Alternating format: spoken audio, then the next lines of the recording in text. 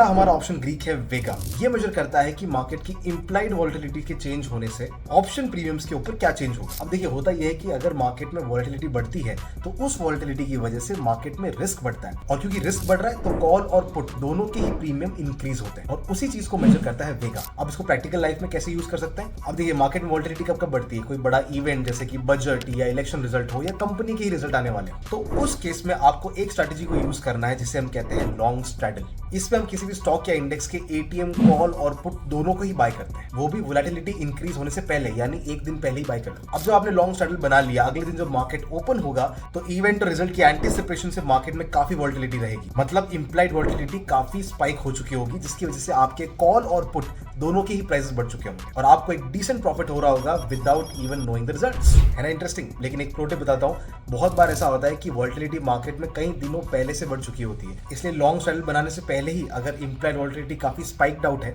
तो उस केस में उस ट्रेड को अवॉइड करना बेटर है। और ऐसे इन्फॉर्मेटिव वीडियोस चाहिए तो चैनल को सब्सक्राइब भी कर देना चाहिए।